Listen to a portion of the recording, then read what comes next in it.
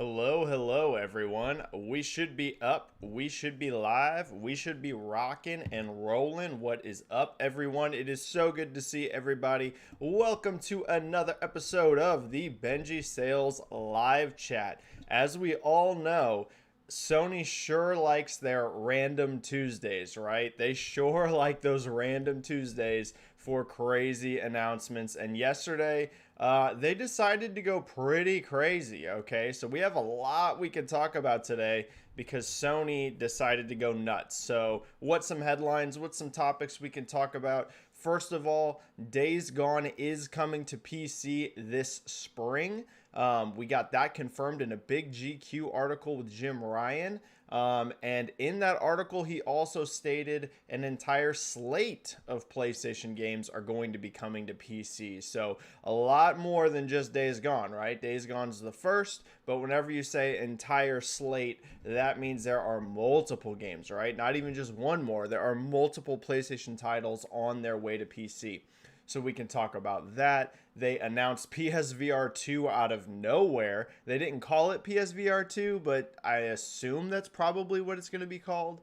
Sony sure likes to make things simple and just add a number behind it for the most part, right? There are some exceptions. For example, the Vita wasn't the PSP 2, but in general, Sony sure likes to just throw a number at the end and call it a day. So out of nowhere, PSVR 2 announced, not coming this year. They did confirm that, which makes me think this actually could be 2022 because they didn't say, oh, it's going to be a few years out. They basically just said, hey, not coming this year, so don't look for it this year. I don't think that means it's a lock for 2022, but I think we can keep that in the running because they didn't say this is 2 to 3 years out. They just said, hey, don't count on it this year. So PSVR 2 announced completely out of nowhere. Gran Turismo 7 has been delayed till 2022. We can talk about what that means for that PS5 lineup. And the seeming evidence that more and more games this year are being delayed, right? This year is looking like it might be a little bit light on big new releases. So we can talk about Gran Turismo. We can talk about delays across the board. State of play. Again, Sony went crazy yesterday. They also announced we have a state of play going down tomorrow that's going to feature 10 games, including new announcements and also deep dives and highlights on games coming to PS4 and PS5. So we can get hyped up for that, talk about what we're expecting, and just overall excitement for Sony. So for anyone that this is your first time, if you have never been part of the Benji-Sales live chat, the way this works, all you do, you just drop your questions down into chat and I get to as many questions as possible. This show is 100% driven by you and what you want to talk about. That's why I love doing these so much, is it's a really interactive and easy way to just chat with people about video games, right? So we have a good time in chat. Two ways to do that. First of all, there is the free method. It works just like any other thing. All you do is just type a question, hit enter, and I get to as many free chats as possible. Now, with that said, though, depending on the size of the chat, sometimes, and in fact, oftentimes, I can't get to every free question. So if you want to 100% guarantee that you get your question answered, that's what the super chat option's there for. You just type in a donation of whatever amount you want. It'll give me a notification, and then I hit super chats immediately. They get priority because you're being kind enough to donate, and so that gets your question priority. But do not feel obligated to do this. Don't feel pressured to give into super chat or anything like that, because I do hit as many free questions as possible. Just super chat's going to make it guaranteed. And we can talk about everything. It doesn't have to be the Sony stuff, but of course, I'm sure that's going to be the main highlights of the chat. Okay, everyone, I already see we have 3 super chats rocking, so let me hit those first. First, we got Timmer72299 as always, and oftentimes the very first with super chats. Thank you so much, Timmer. Thank you for always being awesome and so knowledgeable. Saying, hi, Benji. What are you hoping to see at the rumored Bethesda/Xbox event in March? So yes, anyone that missed this, Jeff Grubb reported, and Jeff Grubb is great. He's super reliable, awesome dude. That when this deal closes between Bethesda and Microsoft, it looks like that is going to close next month in March, that Microsoft's going to have some kind of event around it. Now, does that mean we're going to get a big, gigantic showcase? I wouldn't go that bold yet. But I do think we're going to see something. In fact, I won't be shocked if we see Starfield, y'all. Again, not a guarantee by any means, but I would say don't be shocked if you see Starfield there. I noticed that Bethesda just tweeted out, like, I think it was yesterday or the day before, they tweeted out a competition that they're running where you can win an opportunity to design a character for Starfield. And that caught my eye. I was like, wait, Bethesda hasn't, like, tweeted about Starfield that I can recall in a hot minute. So to bring that to everyone's attention, throw the Starfield name out there, get visibility on the brand, it was like, are we gearing up for something? Now, obviously, this is the main thing behind that is a charity, right? So that's not the only reason, but that did make me think, hey, Starfield, like, at least seeing it could not be far off. So the main thing I would say is I think we're going to get some interviews and comments with people like Phil Spencer, people like Todd Howard, people like Pete Hines, kind of talking about what the future means for Bethesda and Microsoft. I think we're probably going to finally get a concrete answer around exclusivity for the most part. I don't know if they're going to outright come out and say, every single game is exclusive or every single game is multiplat or things like that. I won't be surprised if it's still a little murky. Like, for example, Wolfenstein 3 that is rumored to be almost done. I bet you that game's multi-platform. I bet you it is. But I wouldn't be surprised if you see them come out and say, hey, Starfield is exclusive to Xbox, or hey, Elder Scrolls is exclusive to Xbox, or multiplat, one way or the other. I think we are going to get some concrete answers around this stuff because the deal is going to be done. Part of the reason why things have been so murky in terms of comments right now is it's not a done deal, right?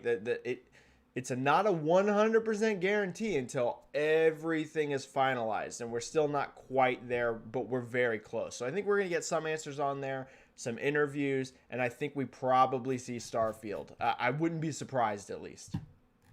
And can everyone let me know, does my mic sound good? I know yesterday that my mic was, or not yesterday, last week my mic was quiet. So can you just really quick let me know in the bottom of chat if it's sounding good? I'm going to go back up and hit those super chats while you let me know.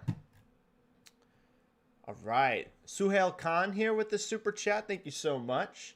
Saying, The Last of Us 1 on PC possible. With upcoming TV shows, it makes perfect sense. The game is old and not making money for direct money for Sony as it is on the PS collection. Suhail, yeah, I think so. I think we're going to get The Last of Us on PC.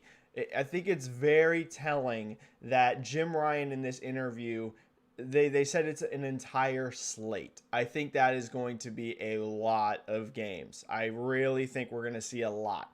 Now, does that mean that every single PlayStation game is going to go on PC and we're going to see them all starting to hit day one? I don't think so. So I wouldn't go that crazy yet and be like, oh my gosh, this means that Horizon Forbidden West is day one on PC, God of War day one, because I'm seeing some people, not many, but I am seeing some people move that direction. I don't think so. But The Last of Us being on PC, boy, does it make sense with the TV show coming up, right? They're trying to expand that brand, and it's already huge. But, I mean, having a TV series is going to introduce it to an entire different demographic of people that don't usually associate with The Last of Us. And putting it on PC could do the exact same thing and just overall lift that brand up. So, yeah, Suhail, I very much think The Last of Us is coming to PC. Yeah, I really think so. I think you're going to see most of these Sony games. One of the big questions for me is Spider-Man.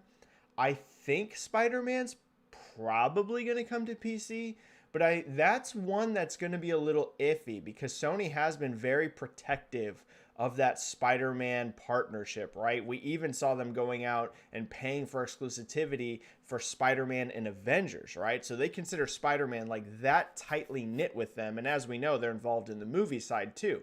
So they kind of view Spidey as like their their brand, right? Now, it's not 100%. It is technically owned by Marvel for almost everything but movie rights, but Sony has such a long history with Spidey that they're very intertwined. So that one is one that I think will be interesting to watch if that goes to PC or not. But I think most of these like PS4 games, I think they're mostly going to, yeah, I think most of them, like a slow rollout.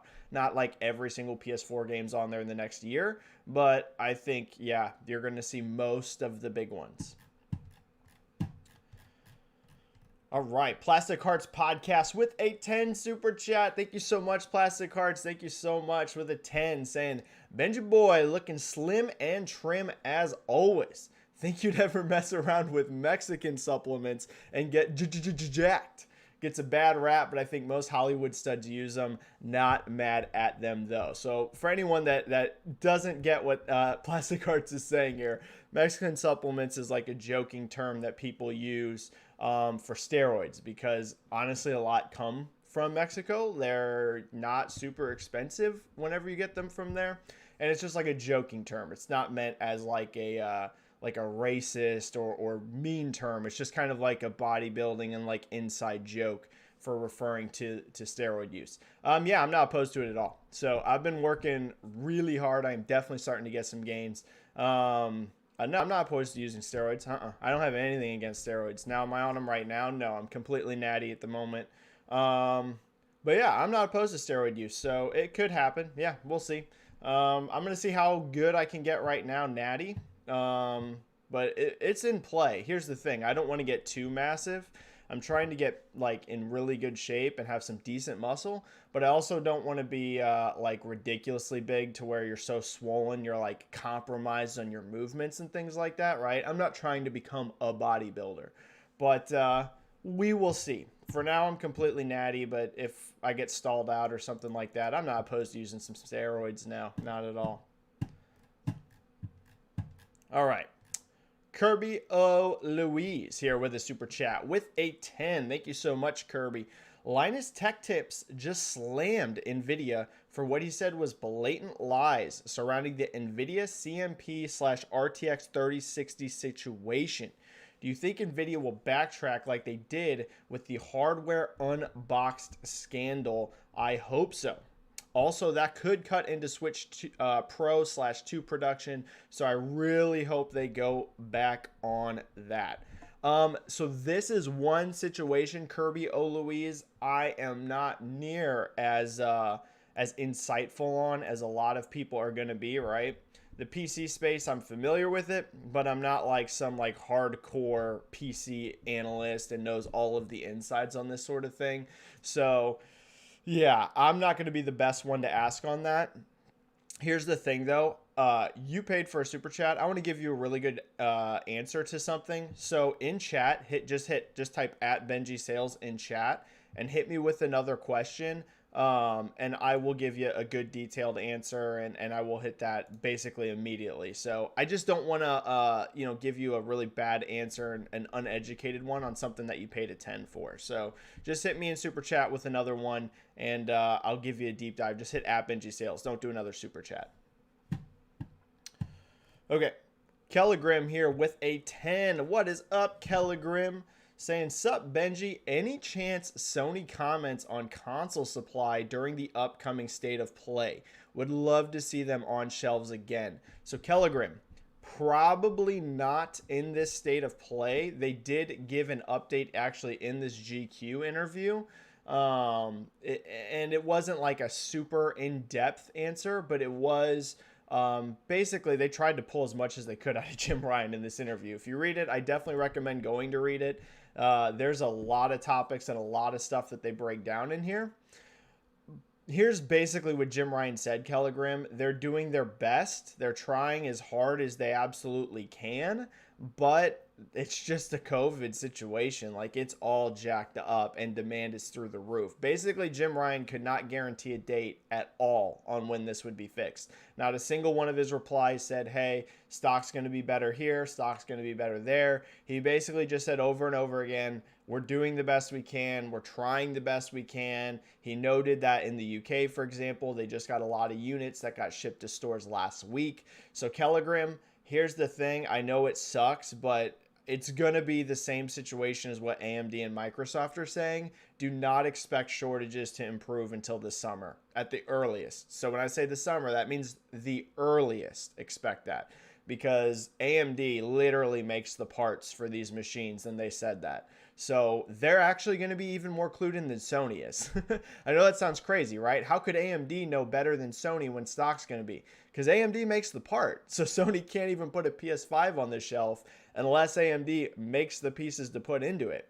So AMD is saying not until this summer do they think that things are going to get better. So that's the way it is. It's just not going to get better until then. We're going to see supply throughout the months before that, right? It's not like all of a sudden there's going to be 0 PS5s, but it's going to probably be like it is right now. Just dropping in batches and then those batches selling out immediately. I would not expect at all large amounts of PS5s just sitting on shelves until the summer or later. Killian Butler. Hey Benji, I have no question. Just wanted to show some support. Keep being awesome. Well, thank you, Killian. That's incredibly kind. Super chat just to show support. That is amazing of you. Thank you so much, everyone. Thank you so much. I always like to highlight my super chats don't get spent on anything stupid. I don't go out and buy fast food and pizzas with your super chats. All of the super chats get funneled directly into everything I do with gaming. So whether that's buying equipment here for streaming, whether that's just buying games so that I can cover them and make sure I'm up to date on gaming, and I also love games, any super chat, anything that you do here, it's all getting funneled straight back into gaming. So just so you know exactly what you're spending your money on. Thank you so much, Killian. It means a lot to me. Okay, here's Kirby Louise here hitting me with that question since I couldn't answer their last question very well.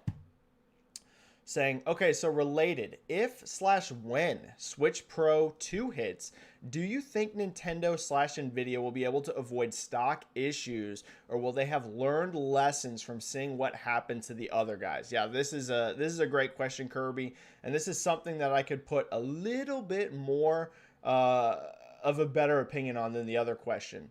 Here's the thing. It all is going to depend on what kind of parts they're using and if they're using like the latest and greatest. So part of the reason why PS5 and Series X are facing such severe issues isn't just because of COVID. Now, don't get me wrong. COVID is a big impact. It's a definite part of what's happening. But honestly, maybe even bigger or just as related is the amount of competition for these parts. They're all bidding, basically Apple, Samsung, I mean stuff for phones, even cars. They're all essentially bidding on the same processes, the same manufacturing. Now they're all different pieces, right? But it's using similar architectures, and there's just so much competition in this space. So part of the reason Switch has been able to avoid extreme shortages, now they're still having issues keeping up with demand, but it's nowhere near, for example, like what's happening with the PlayStation 5 and the Series X, is it is running on an older chipset, an older technology, and there's not going to be near as much competition with someone like Apple or Samsung, who's going to get priority, let's be honest. Don't get me wrong, video games are huge, but cell phone companies, car manufacturers, these are like ubiquitous worldwide things, and they're oftentimes going to get the priority even over gaming on this type of stuff. So it all depends, Kirby Louise. If they decide with the Switch Pro or the Switch 2 that it is the latest and greatest tech, it is the most cutting edge processes, the best manufacturing, they could run into some issues. But if they're using something a little different, something a little bit more souped up version of essentially what they already have, especially in the case of the Switch Pro, right? I think the Switch 2, by the time it releases, is probably going to be using fairly cutting edge tech. We know Nintendo doesn't push it to the limits, But the Pro, I think, if it's real, is essentially going to be just a more updated version of what we already have. So I think they can probably avoid it more so than what's happening with Sony and Microsoft.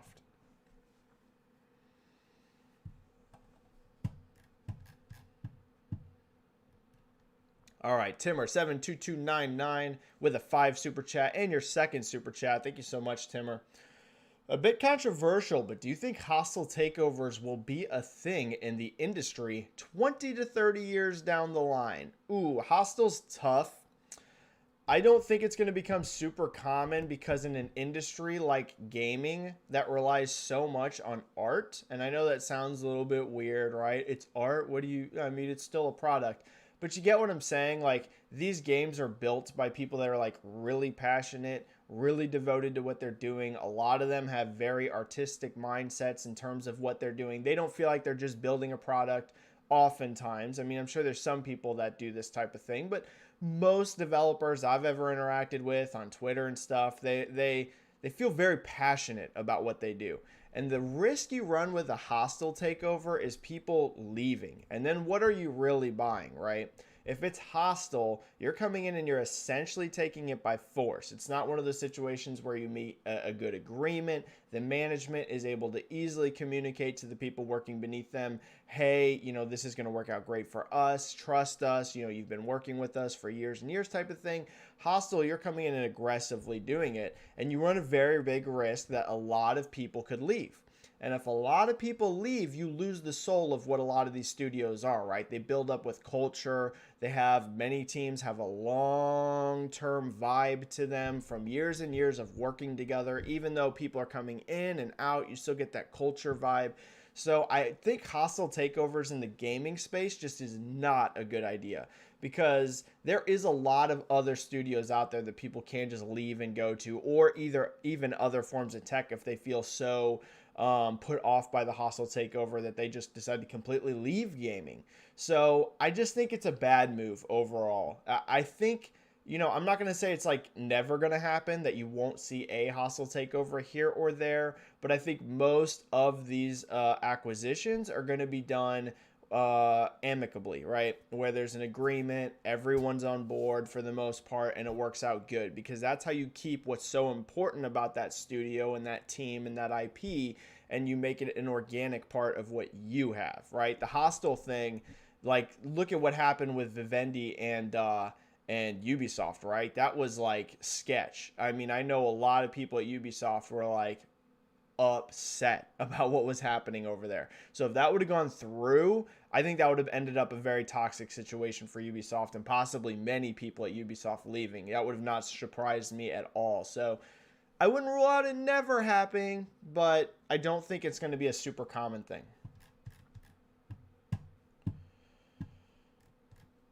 Two more super chats just dropped. Thank you so much, everyone. And thank you for a good turnout today. We're up into the 80s today. Nice to see. Nice to see. Thank you so much. Kelligrim here with a 10 super chat. One more thing before I duck out. Don't forget that the free Outriders demo drops tomorrow. Yes, I'm very excited for this. And make sure to like the video, y'all. Yes, I will appreciate the likes. I'm not one of those channels that spams out like and subscribe to my channel. But if you do like doing these live chats, I do appreciate the likes because they help the algorithm, right? They help people find my channel. So thank you so much for that, Kelligrim. And thank you for your second super chat. And I am very excited to try the Outriders demo. I have no idea how I'm going to feel about it or not, but I remember back when the previews came out of this, when a lot of media got their hands on, they actually said this game was very, very fun to play, okay? So I know it hasn't necessarily shown the best, like in trailers and stuff like that, but the hands-on impressions were very positive for the most part. So I'm very excited to try it. It's completely free, everyone. Definitely recommend at least downloading it to check out and see what it's like. And I think it's important to note that they said this is a demo and not a beta, which I think is cool because this game has an online and a like a multiplayer component to it and a co-op component, but they have stressed that this can be played solo and still be awesome and be a tight experience. So I'm very interested, Kelligrim, to see how it is, especially with how light the upcoming slate of games is. So I would say if the demo is really good, who knows? Maybe Outriders can surprise in sales because the upcoming lineup we can talk about it in the chat. I'm sure some people are going to have some questions. It's looking weak. Like 2021 is looking weak. At least for the first part. I think it's going to get really stacked at the end of the year once all these delays like kind of hit the end. But these first 6 to 9 months are going to be very slim pickings. And then one more super chat here. Thank you so much from Multivitamin Orange with a 5 super chat. Thank you, Multivitamin, saying, given the PSVR 2 will use a different controller. Yes, this was one of the key aspects, they said, of the new headset. And tracking than the PSVR, do you think PS4 PSVR games will be incompatible with the new headset? Great question, Multivitamin. I'm guessing it's not going to be incompatible, but this is truly a guess. Ooh, man, that's a good question. I would say it depends on how different we're talking here, but I'm personally going to guess that probably at least most of the PSVR games will work on PSVR 2. I'm thinking that it's just going to be improvements to the tracking and stuff. It's going to be a different system. We know the controller is going to be different. For example, Sony have said it's going to use DualSense features. So I'm thinking you can probably expect stuff like haptic feedback in that controller. You're probably going to be able to have the triggers. What do they call those? You know what I'm talking about, where there's more resistance or less resistance, depending on what it's doing. It adds that another level of immersion. Probably all that stuff's going to be in there. And if you look, the PS4 games, they just don't utilize those features, but they still work. I think Sony kind of realizes now how important backwards compatibility is becoming, especially as I think older games are like holding up better. Like if you look at the PS4 generation of games, I mean, I think those games are still going to be awesome like 20 years from now. If you look back at like the N64 and PS1 games, yeah, there are gems in there, but a lot of games just don't hold up. I feel like games are hitting like such a good level now that they're going to hold up much better. And VR in general isn't like something that is hugely popular, right? VR is one of those things that is showing a steady increase over time, but it's really important to have as good of a library as you can for the PSVR 2 when it launches. I think day one, it's going to be very important that PSVR 2 has some really good titles for it. And part of that's going to be making sure that those OG PSVR games work on it. So my hunch, Multivitamin, is most games will work. They just won't necessarily take advantage of any of the new features unless that gets patched in. So here's what I'll say. If they don't work at all, I think that's a pretty big mistake on Sony's part because VR is a hard thing to grow. We have seen it is a very challenging thing. So you want to make sure that that headset has a good lineup to increase that adoption. So I would say if it's incompatible, that's not good. That is not good. All right, super chats are cleared for now. Thank you so much, everyone. Thank you so much. All right, now we can get to some free questions. Haven't hit any free questions yet, but we're only a half hour in. We still got lots of time. Sounds PP7. With Aspyr Media porting yet another classic Star Wars title, Republic Commando, to PS4/Switch and rumored to be making KOTOR, Knights of the Old Republic, will Disney rely on them for more AAA Star Wars games remakes in the future?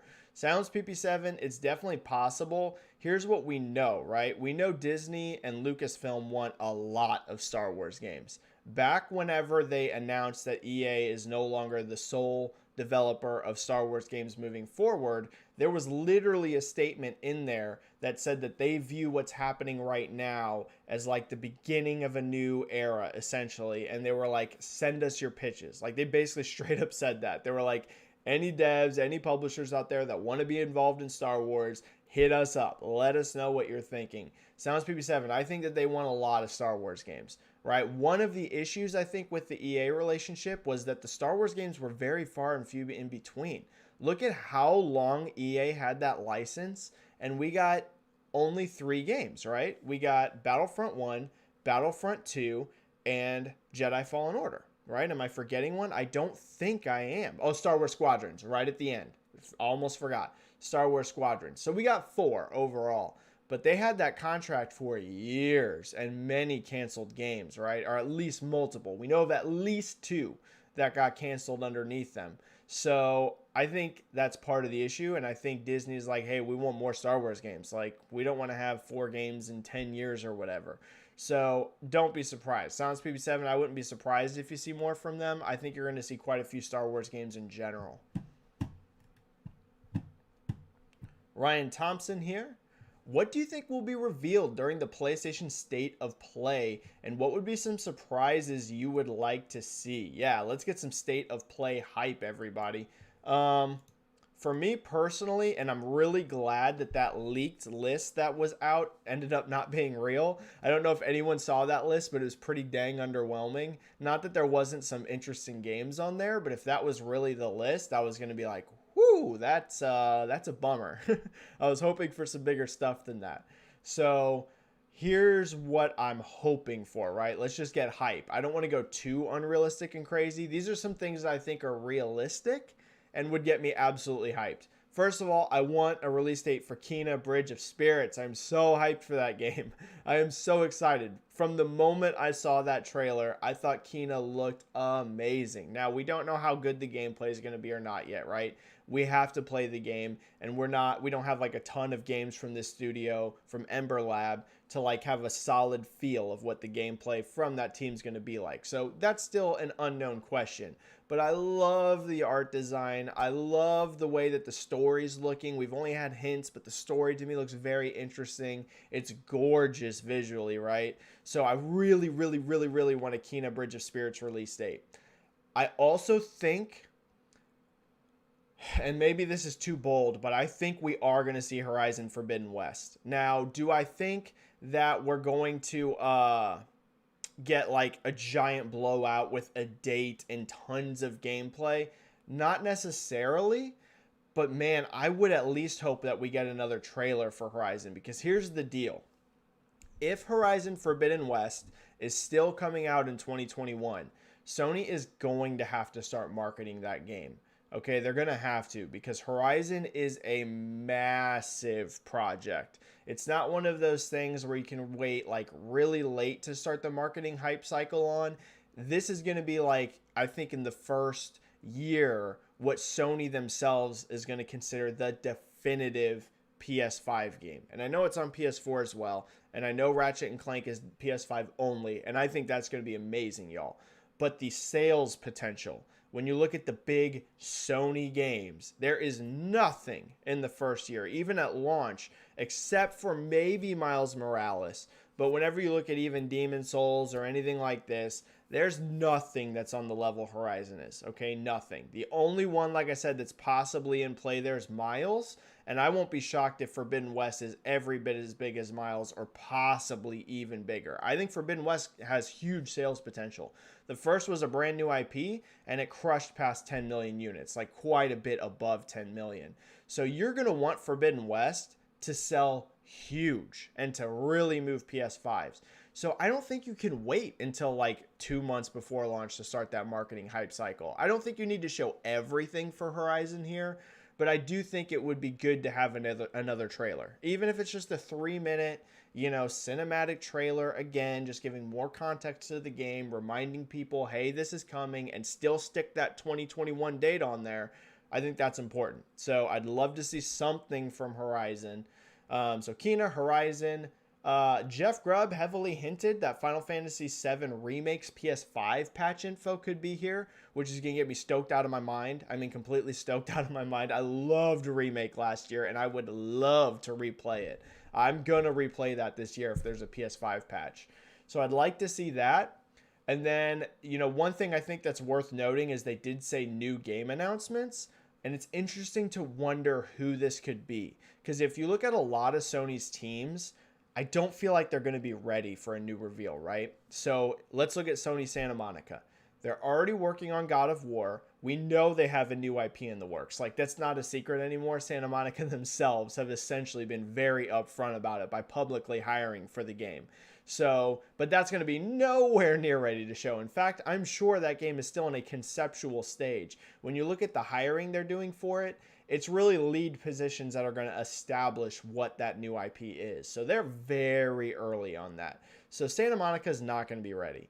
Insomniac, You never know because Insomniac is so talented at juggling multiple projects. But Miles Morales just launched a couple months ago, right?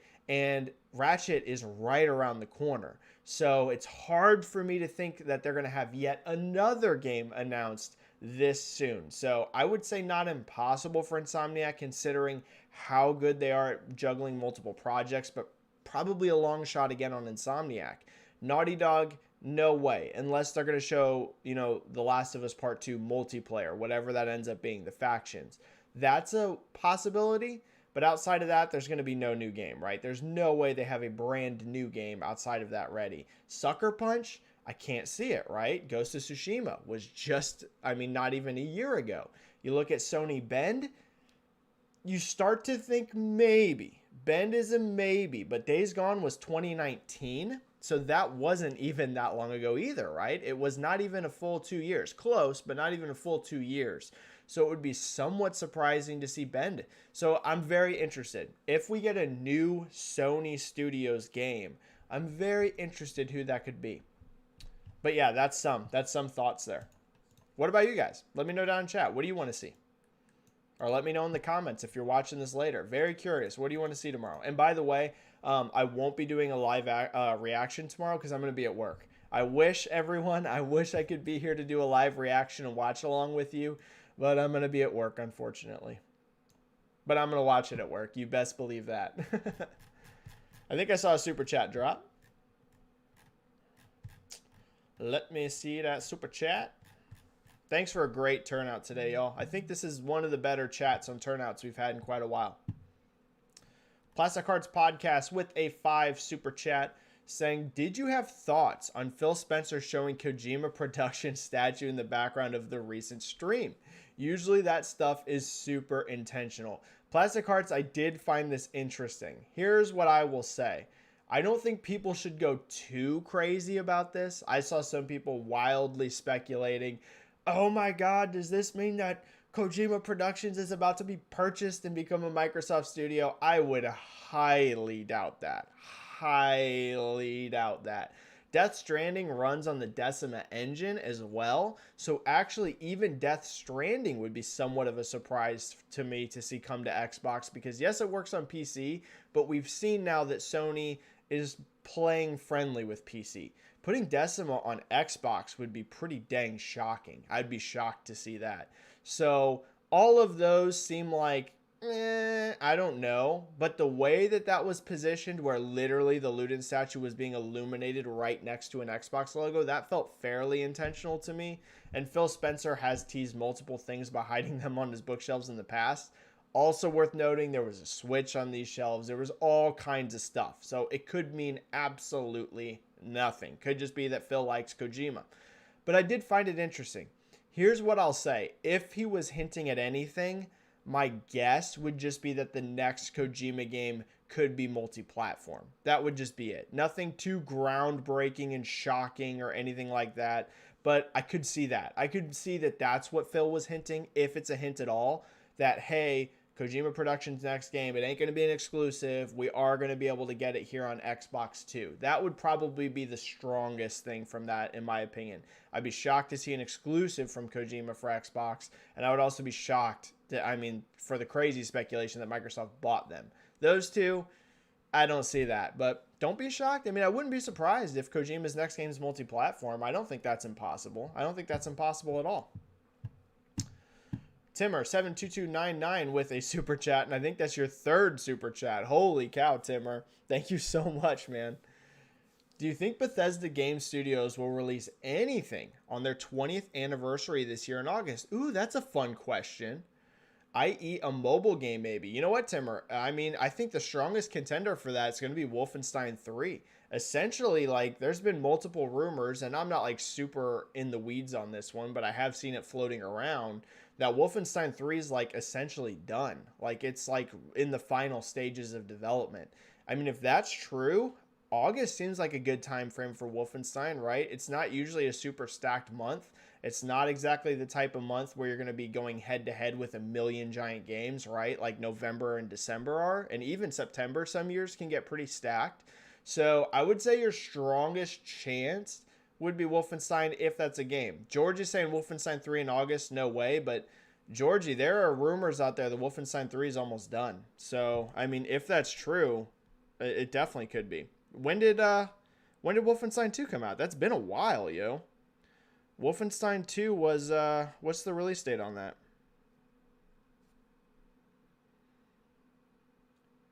Yeah, dude, that was back in 2017. It absolutely could be this year. I mean, absolutely. If it's August, that's almost 4 years of development. 2018, 2019, 2020, 2021. That came out in October 2017. So yeah, that absolutely could be this year. I get, Georgie, why you're saying no, because it would mean they'd have to announce this month or in March, but they could announce that in March, Georgie. It really could. If that's when the deal's finalized, you could see it announced in March. In fact, if it's not this year, I think that they didn't make Wolfenstein 3. Because being like a 5-year development cycle for Wolfenstein would be nuts. That's way too long. For how that game's going to sell, it'll sell okay. Like, I'm not saying Wolfenstein's going to be a bomb, but Wolfenstein ain't going to sell 20 million copies. You don't want a 5-year development cycle on a game like that. So I would think if Wolfenstein 3 is coming, it's got to be this year. Like, it's got to be. Even with a COVID delay, right? Even with a COVID delay, you're still looking at 4 years. So we'll see. We'll see. Maybe it's not. But that's a contender for this year, yeah. Because that's a long dev cycle for a game like that.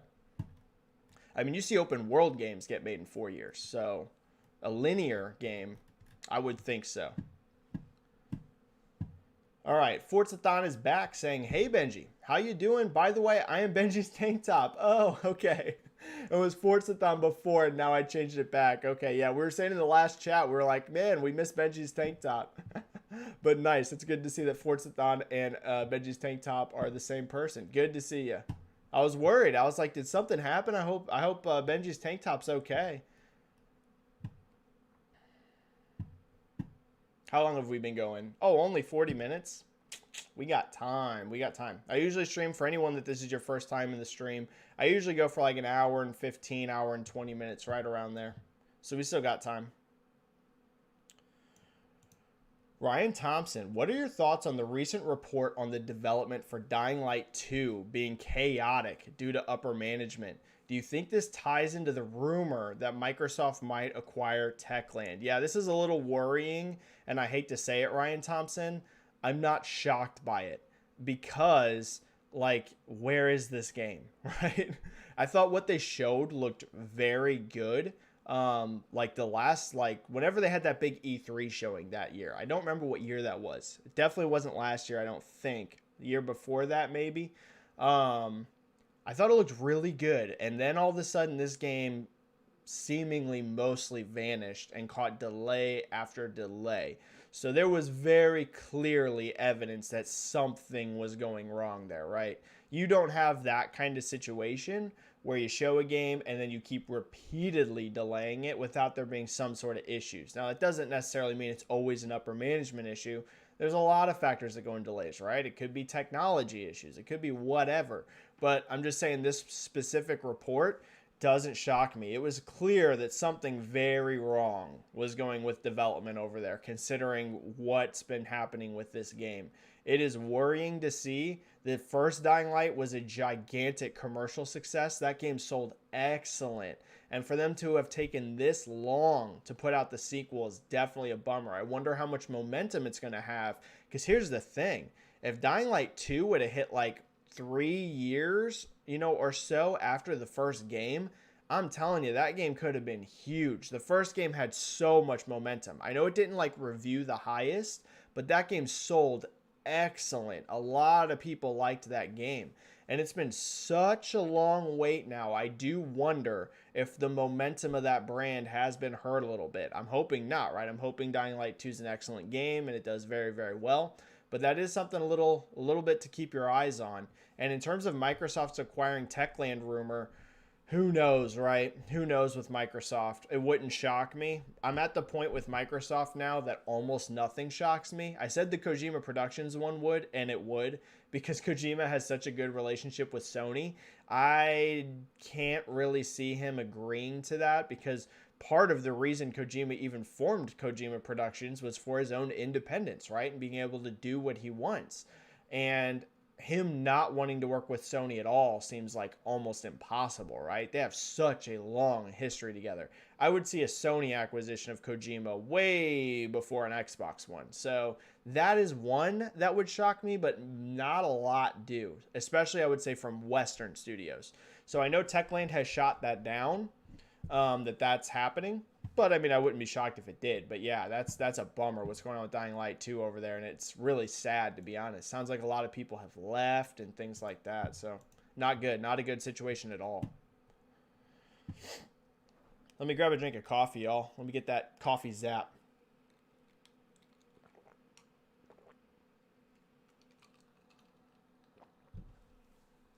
Sorry you gotta hear me drink. I know that's disgusting. All right. Javier Macias Leon, good to see you. Hi, Benji. Do you think PSVR 2 will be a more premium device than PSVR, or will they keep it low priced or something in the middle? Really hope they adopt some of the advances that HTC Vive has. So it's going to be a balance, right, Javier? Like, I feel like it needs to feel more premium than the first PSVR, because I'll tell you, as somebody that has used an Oculus, the PSVR just doesn't feel the same. Like, you can feel the gap in quality there. I'm telling you, you really can. Now, I haven't used the Vive, but I hear the Vive's amazing. But it needs to feel more premium, especially as Oculus has really brought that price down. This is something I've commented about on Twitter, not like super regularly, but one of the biggest untold stories in the industry right now is how well Oculus Quest 2 is doing. It is an untold story, let me tell you. I can't go too into details on that one, but yeah, Quest 2 was the breakout VR needed. That's all I'll say. So I think that Quest is starting to have so much momentum and success that the VR space is building. Now, it's still a long shot from being this giant thing, right? But I think if Sony's going to want their headset to feel competitive with what Oculus is doing, they are going to have to step up the quality overall. And I think they will, right? I mean, I definitely think they will. Keep in mind, the original PSVR came out in the early days of VR. And when I say early days of VR, obviously it goes way further back. But I mean, like, the early days of modern VR, the new, rush of VR. It came out actually pretty early in that time frame. They've had a lot of time to iterate, a lot of time to improve their technologies. And keep in mind, this is still not even coming this year. So 2022 at the earliest. So I think it's going to have some pretty darn good tech in it. But you also don't want to go too insane on price, right? You don't want to sit out there and drop an $800 VR set, because to be honest, outside of super hardcore enthusiasts, you're just not going to sell it. Like, the reason Quest 2 has been such a success for Oculus is that $299 price point, and you need nothing else. You don't need a PC, you don't need a console, you don't need anything. You just buy the Quest 2 for $299 and you are in VR, right? So that is really what's broken it out. It's that lowered price tag while still also feeling good. So it's a balance. Sony's going to have to make it a quality product, but not jack the price up incredibly high. $399 to me is the limit on what PSVR 2 can cost at launch. I would not launch a penny over that. I would not go a penny over $399. $299 would be, way better, right? We see what's happening with Oculus, but I don't think it's a death nail if you launch, or death knell, if you launch at $399. I think that is possible, but you cannot go over that. You can't have a $500 console and a $500 VR set. That's just not going to work unless you do a 2 SKU approach, which Oculus did, right? Oculus has the $299 Oculus and the $399 Oculus. So if they have some kind of weird 2 SKU strategy, you can drive that price up a little bit more. But if it's just going to essentially be one thing, they cannot go above 400. They cannot do it. Do not do that, Sony. And Forzathon's back asking a question here. Hi, Benji. Thoughts on the rumored Bethesda Xbox event? We talked about this. And then also the new Returnal trailer and Bomb Rush Cyberpunk. Huge Jet Set radio fan here. Looked so good. Yeah. In terms of Returnal, this is going to be interesting to see how this game performs. I'll be honest with you. The early metrics for Returnal don't look super impressive. But it's a brand new IP and it's not coming from an established AAA studio. So I would not write off Returnal yet in terms of sales. It's not doing crazy social metrics. If you look at things like Twitter likes and YouTube views and things like this, things that I keep my eye on and Google searches and things like this, it ain't putting up that impressive of numbers, but I think it looks great. And again, this is one of those games I feel like word of mouth is really going to carry it. Like if it's good, I think it can perform well, especially with there not being a lot of competition. But a lot of people are probably cautious because a lot of people have probably never played a Housemarque game. Like I bet you a lot of people have never played any of their games before. And it is a brand new IP. So it's going to really need to get that good word of mouth. But I think it looks good. I think it has potential. We just need to see how the actual game is. And yeah, that Cyberpunk is really cool. I was never a big Jet Set Radio fan, but I know a ton of people are, and it looks like a good spiritual successor. Costas saying, hi, Benji. How much do you think God of War can sell on PC? Also, why haven't they announced a delay yet? Could it still be coming in 2021? Costas, God of War is basically all but confirmed to not be this year anymore. And that's because Jason Schreier said it. And Jason is very reliable. Regardless of what anyone thinks about Jason, people are going to have a wide range of views on everyone, right? There's people that literally hate me. I don't really get that because I feel like I'm not a super, what's the word I'm looking for here? Like a super aggressive personality online or anything like that. I'm pretty chill and low key, but let me tell you, there are people that legit hate me. There are very few of them. I feel like most people I get along with great, but there are definitely some people that hate me. That's going to happen with anyone that gets attention. The Pope has people that hate him, right? There's everybody. But Jason is very reliable. And Jason basically said on a reply, he was replying to Nebelian, and he said, he essentially basically said, God of War is not coming this year. So I don't think it's coming. I really don't think it's coming this year. No, I do not think it's going to come in 2021 anymore.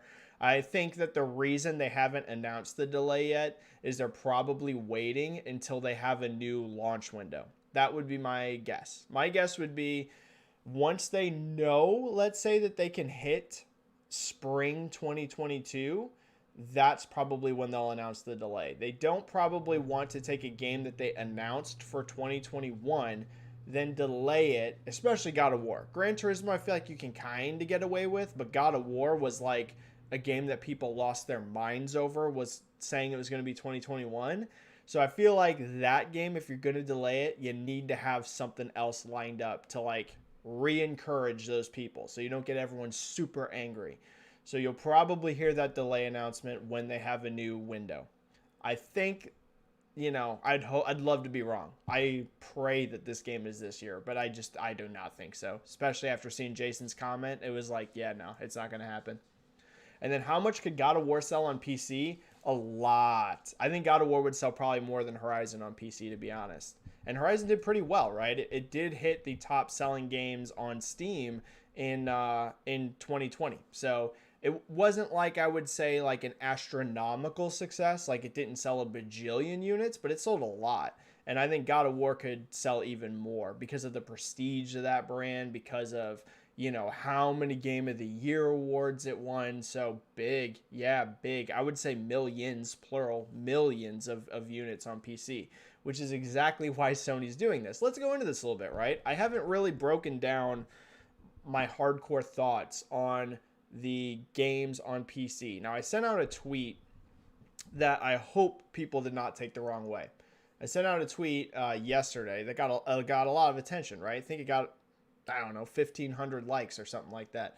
And I said in the tweet that some perspective on why Steam is very, and PC is very attractive to Sony. And I said Microsoft had 6 games reach the best-selling games of the year list on Steam, right? They had Sea of Thieves, they had Ori and the Will of the Wisps, they had Master Chief Collection, they had Flight Simulator, they had Age of Empires, and they had Grounded. I mean, that's astounding, right? 6 games in 1 year hit the best-selling games of the year list on Steam. And I hope people didn't take that as me saying, oh, it's just like a competition thing. Like Sony's got to dive in before Microsoft dominates the PC market. That's not like how I was phrasing it at all. So I hope people didn't take it that way. What I meant was if you're Sony and you do see a competitor having that kind of success on PC, and you look at your game library, right? When you're Sony and you have these brands like God of War and Horizon and The Last of Us that are just juggernauts, and you're not getting any sales from PC, that's going to look enticing, right? If you can see, hey, Microsoft, which let's be honest, most of those brands don't have the strength that Sony's brands do. Halo, I would definitely put up there, right? Halo is going to be competitive with a lot of Sony's brands.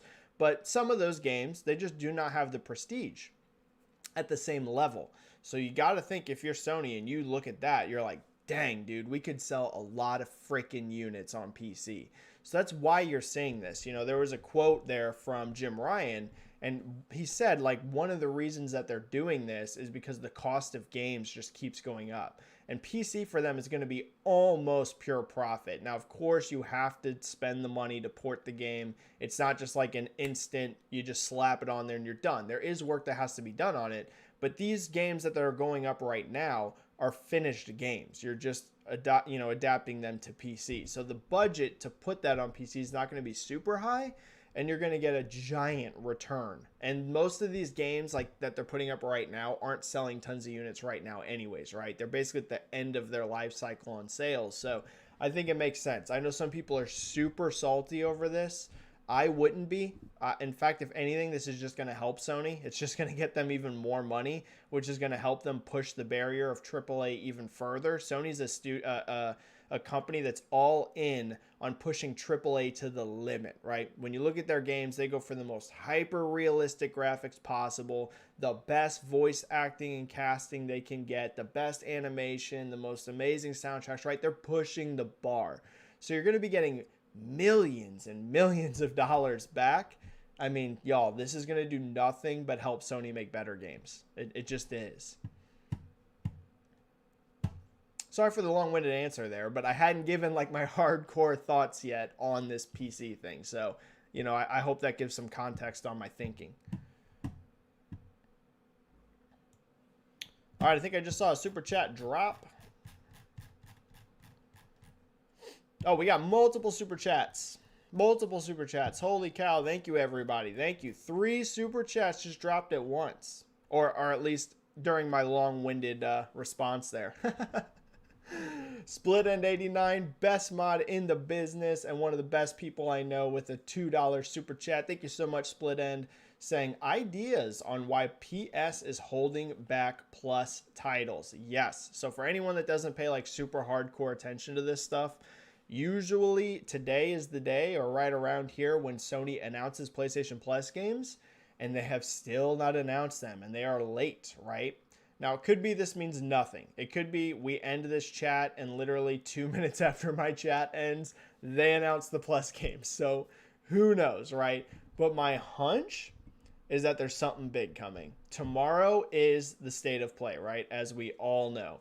And Sony said, or Jim Ryan, in that GQ interview, he said that they have found a lot of success launching games on PS Plus, and it's very attractive to them. If you look, it almost seems like PS Plus is becoming Sony's Game Pass in a way. And now whenever I say that, obviously it doesn't have the giant library instantly accessible at once, right?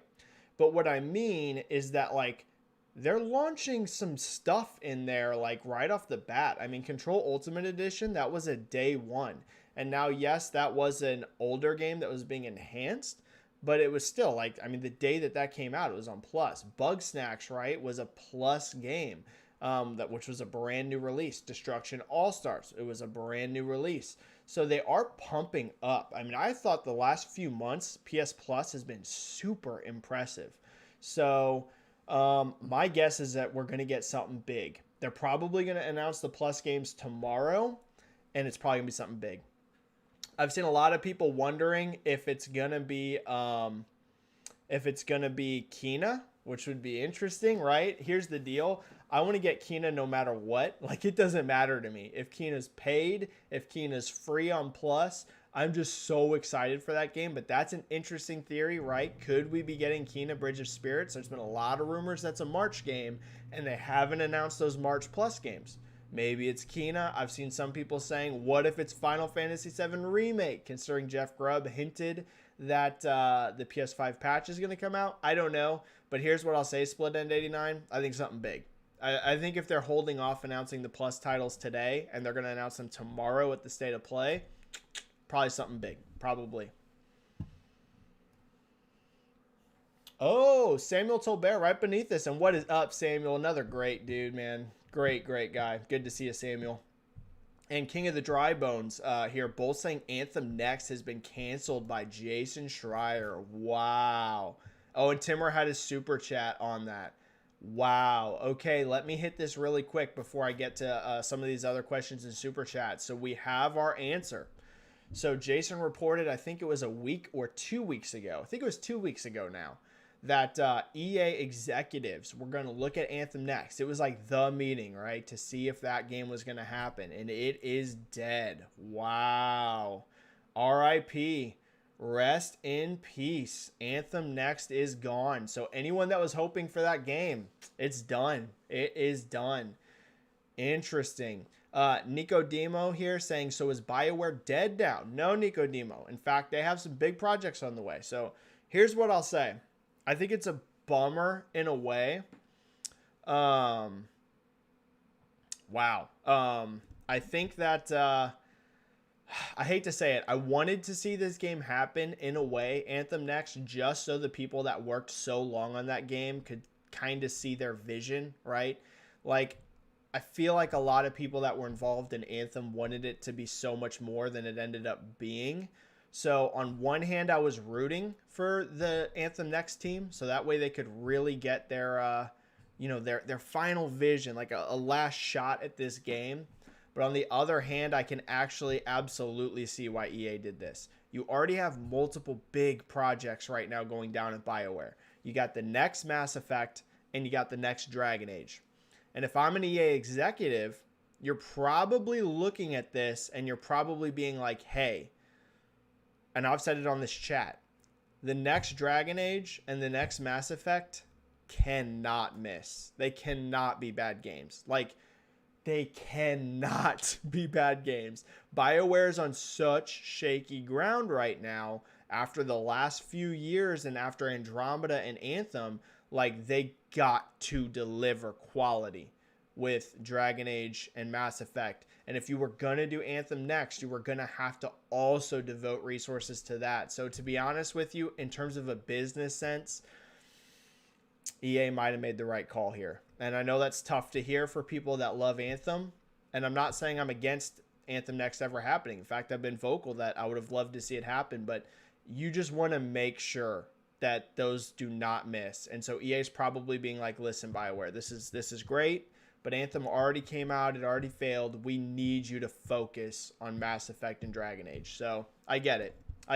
You know, that was going to be a big undertaking. Jason said that they had like 30 devs working on Anthem Next, and they were going to have to staff up to 100 plus. So you're talking EA was going to be like, yo, we got to give you like 2 to 3 times the development team size you have right now just to work on this. Instead, we can put all those resources that we were going to do into Mass Effect and Dragon Age. I mean, I get it. I completely get it. So, but crazy, yeah, Anthem Next is done. All right. And then Timmer had a super chat here with a 2. Thank you so much, Timmer. I think you've had like 4 or 5 super chats. Insane. Thank you, Timmer, for always being so awesome. Saying Starfield Mobile. Do you see it happening? Possibly, but here's what I'll say. If there ever is a Starfield Mobile, it's going to be down the line. They're going to want to establish that brand first. We did see Fallout Shelter be a huge success for a spinoff of the Fallout brand. and we know that Bethesda is like invested in doing some mobile stuff. So I would say not impossible, but I don't think you're going to see Starfield Mobile anytime soon, right? They need to establish Starfield itself as a great, giant, new juggernaut IP for Bethesda before they start worrying about spinoffs. So don't rule out that you see some sort of Starfield universe mobile games, because we know Bethesda likes to experiment there. But yeah, I don't think it'll be soon, right? That would be something down the line. And then one other one here from Timur, another one saying, do you see another entry in the Call of Juarez series happening? The last game, Gunslinger, in 2013, sold over 600,000 copies. Yes, I think so. I think it was Dark Detective, or even maybe Sin City Assassin. Somebody, one of my buddies was pointing out that probably the reason we haven't seen a Call of Juarez new game in a while is because of the rights to that game were murky with Ubisoft and everything like that. But that seems to have been worked out. So yeah, I think you will see one. The Gunslinger game was pretty successful, like you said, over 600,000, and I don't think that was a big budget game, and that was a long time ago. So I could see it. I don't think you're gonna see like a AAA Call of Juarez, but you might see something like in that Gunslinger vein. I could see something like that. Yeah. All right, we're at an hour and 5 minutes, so we're going to go for about 10 to 15 more minutes, and I got to be a little selective on questions because we're coming down to the wire. So I want to hit a few more questions, and then we're going to call it a chat. Really quick, thank you everyone who's been part of the chat. Make sure you subscribe to my channel. Trying to get to 3,000 subscribers. So if you haven't subscribed yet, make sure you hit that subscribe button. That way you get the notification for whenever these chats go live. We do one every single week. So we're going to be back next week as well. But I'm going to still answer questions, so we're not done yet. We got about 10 to 15 minutes of chat left. But like I said, I got to be a little picky on questions. I want to try and hit some from people that have not gotten a question answered yet.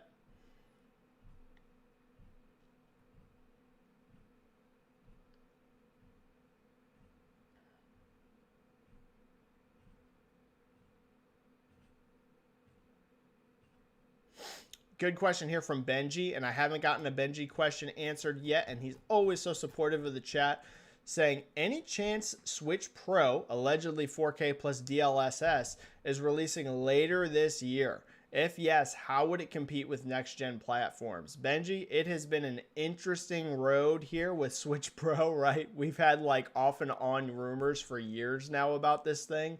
My statement has been, I think it's real. I don't know when it's going to release. Here's my thing. I think Switch Pro, if it's legit, is releasing when Breath of the Wild 2 releases. So if that's releasing this year, I think Breath of the Wild 2 is releasing this year. If it ain't this year, I don't think Breath of the Wild, or I don't think, you get what I'm saying. They're going to go hand in hand, I think. I think that Breath of the Wild 2 is planned to be the launch game for the Switch Pro, just like Breath of the Wild 1 was like the game for the original Switch. For anyone that didn't see this stat, literally one of the craziest stats I've ever seen in my life, in the United States, during Switch launch, Breath of the Wild sold more copies than the Switch sold units. You heard that correctly. More people bought Zelda Breath of the Wild on Switch than bought Switches, because Switch sold out and people were so desperate to play Zelda, they were buying the game just waiting for when they could get their Switch. Insane. Over 100% attach rate at launch. So I think Nintendo looks at that and they're like, hey, if we're going to be launching a revision, we want Zelda right next to it. So that's my hunch. If it's real, you'll see it when you see Breath of the Wild 2. And in terms of how can it compete with next-gen platforms, here's the deal. Switch is utterly just on fire. I mean, it's insane. Put it this way, January, I predicted in January MPD that Switch was going to break the all-time record. Not all-time. Let me correct that. I said it was going to beat the current gen record in January sales, which it did. Here's another prediction for you in February. I think it's going to sell over 500,000 in the US NPD. I really think so. Could be wrong there. It's always just an estimate and a prediction, so I could be off base. But I think that it can do over 500,000 and break the February NPD record too. So for the current gen. So Switch is just a monster. It's not going to slow down. It ain't. So how will it compete with next gen platforms? I mean, it might outsell them this year, to be honest with you. Especially with shortages, right? Especially with console shortages.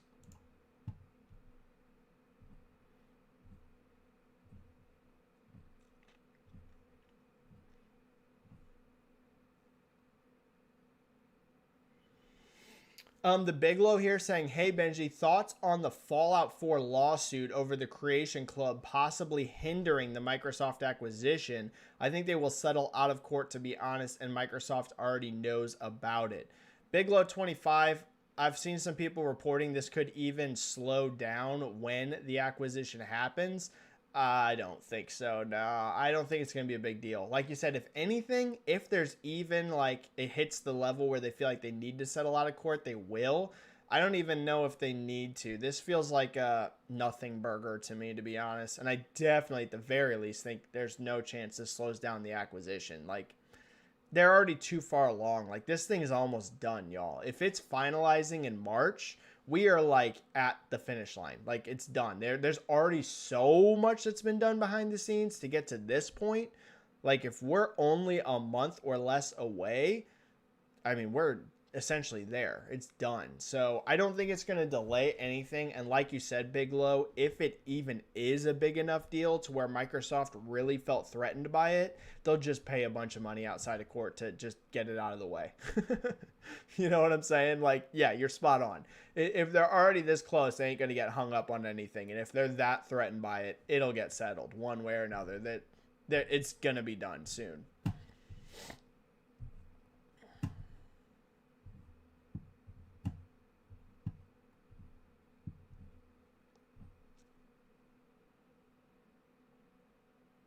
Kieran Buckley here saying, hi, Benji. It looks like Sony's 2021 is really being impacted hard by the pandemic.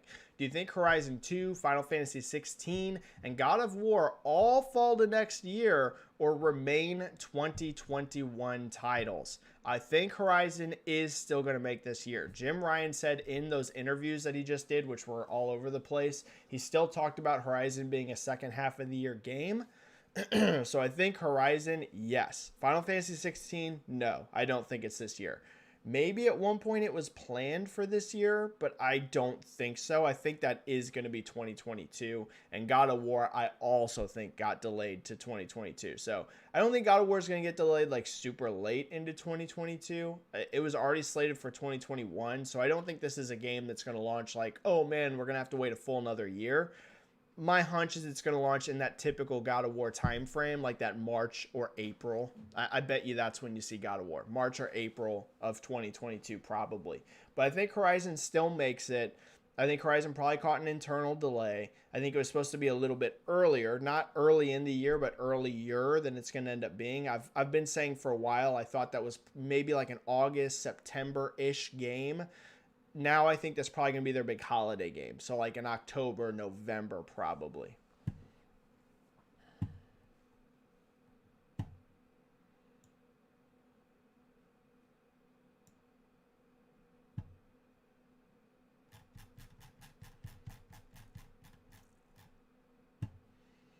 Ooh, here's a really good and interesting super chat from Timmer here down at the bottom.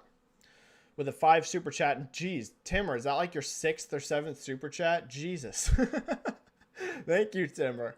And it's a really interesting one here. Thank you, Timmer. Given Metroid Prime's budget was $100 million, do you see Metroid Prime 4 exceeding this? Timmer, I think Metroid Prime is going to have a pretty big budget. $100 million, I don't know, but I think it's going to be pretty big. Because I think that Nintendo is going to be looking at Metroid Prime 4 as a really big hardcore game. Now, I don't know that Metroid Prime 4 is going to be a gigantic seller. The Metroid franchise never really has been, but it really has been a game that very much appealed to their hardcore Nintendo audience.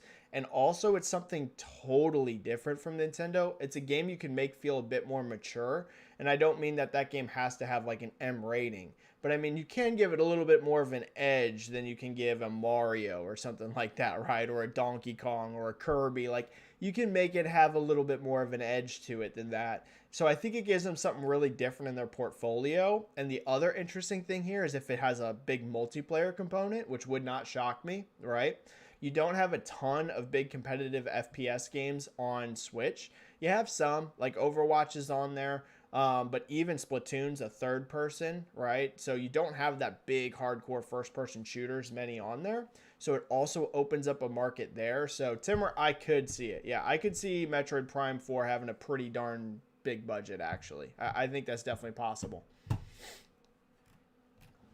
Matt Duffy with an MMA question at the end. Yo, I love MMA questions. I'll hit this and I'll still do one or two more gaming questions. So don't worry, gaming people. I'll make it quick. I love MMA questions and I don't get enough of them. What is up, Matt Duffy? Saying, hey, Benji, quick MMA question.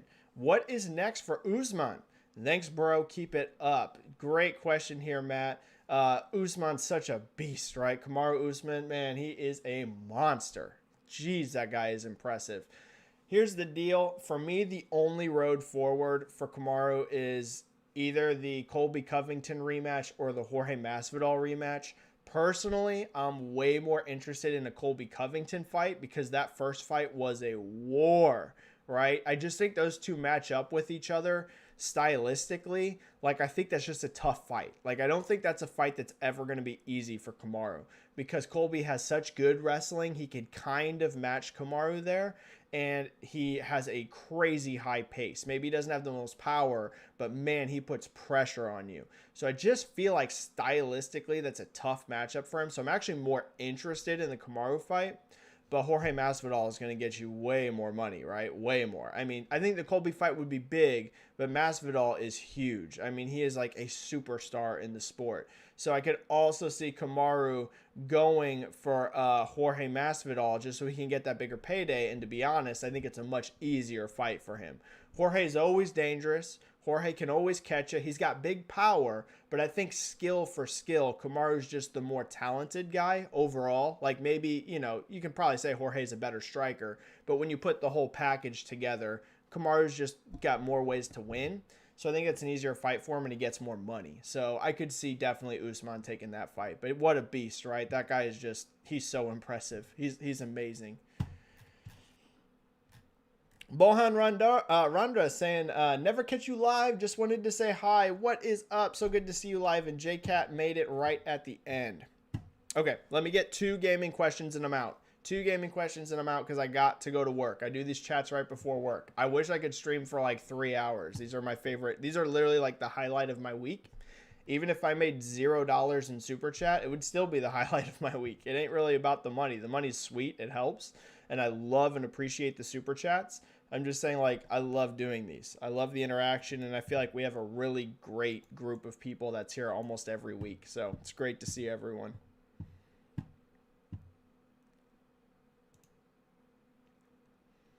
Here's an interesting one from Hamad here, and something I've seen debated a lot. Do you think Sony showing us 2021's stacked lineup was just a marketing ploy, knowing the games are not going to make the release date? They did the same thing with PS4. Here's what I'll say, Hamad. I don't think it was ever intended to be malicious, right? Because I've seen some people be like, you know, they never wanted to release God of War in 2021 and things like that. I don't think so. What I will say, Hamad, I think it was a little optimistic, right? And so I think that Sony, when they announced this lineup, was looking at a best case scenario, okay? Because we now have for sure one game delayed out of the year, Gran Turismo 7, which was one of the games originally announced for this year. And then more than likely God of War as well, right? So that's two big exclusives delayed out of the year at minimum, right? And we don't know if at some point Final Fantasy 16 was targeting this year or not. But I don't think Sony did that as in like, let's just get people to buy PS5s. We don't care. Like, we're trying to mislead people. I really don't think they meant it that way. but I think Sony may have been a little optimistic and a little bullish considering, all the COVID impacts and things we've seen. And they were kind of looking at that release slate lineup like a best case scenario. Like, ideally, we can get all these games this year, but who knows? There's a little wiggle room there. So you get what I'm saying? I don't think it was done in a bad way or in bad faith, but they probably were a little optimistic. Yeah, they were probably a little optimistic on that. All right, one more gaming question, and I've got to go.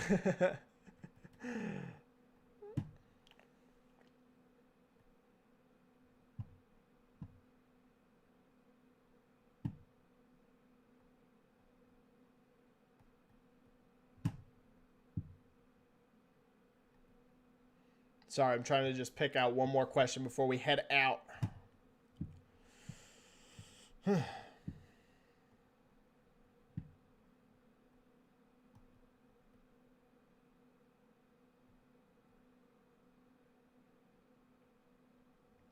Okay, here's a great question from Highlander. We're going to finish right here with Highlander001 asking if the Elder Scrolls is made exclusive for Xbox/PC, would Sony make a game to replace it on the PS5 and who would develop it? So I don't know, Highlander, if you go down the road of strictly like, all right, let's make our own Elder Scrolls, like just like that exact mindset into it, Highlander.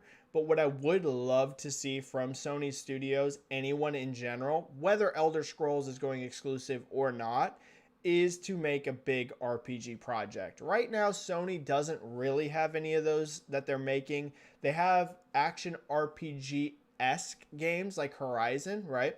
Horizon definitely has RPG elements, but I don't consider like Horizon a full-on like hardcore RPG like Elder Scrolls, right? It does feel a little bit more action heavy and a little less RPG, but I would still phrase it as an action RPG, but I would like to see a really, really big RPG out of them. Now, part of the reason why they haven't done that is because third parties make a lot of RPGs, kind of the same thing with shooters, right? It's probably why we haven't seen many FPS out of Sony.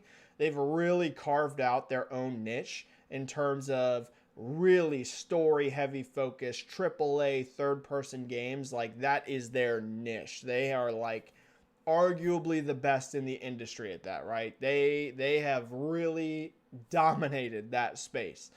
But I'm always going to be in favor of variety. So I would love to see a big RPG. And yeah, I mean, that's going to be especially, I would say, important if Elder Scrolls does go exclusive, because that is a giant RPG you would be losing out on. So I don't think that's the end of the world for Sony. I'd like to see them make an RPG anyways. But if that does happen, I think it, puts a little bit more fuel in the fire to get an RPG rocket over there. Because who wouldn't want to see what Sony can do with that, right? I feel like it would be very interesting to see what their teams come up with. All right, everyone, I got to call the chat there. Thank you for another amazing episode of the live chat. We had a really good turnout today. Thank you, everyone. Really quick, hit that like button if you like doing these chats. It helps the YouTube algorithm, helps people find my channel, and subscribe to the channel if you're not already. We're on the way to 3,000 subs. We're not too far away, everyone, not too far away. Next month is going to be the 2-year reunion of my YouTube channel. That's right. So I'm not sure exactly when, but one of the weeks coming up, I'll have to double check it. We'll have like the 2-year anniversary stream of my YouTube channel. So that's going to be fun. We've got the 2-year anniversary coming up. Let's try to get to 3,000 subs by my 2-year anniversary. All right, everyone, I'm going to head out. Follow me on Twitter if you don't already. Stay safe, play some games. Have an amazing, amazing day or amazing night wherever you are, everyone. And I will see you either here in the next YouTube video next week, or I will catch you on Twitter. I'm always super active there. Adios, everyone, and I will see you soon. Bye, bye, bye, bye, bye, bye. Bye, bye.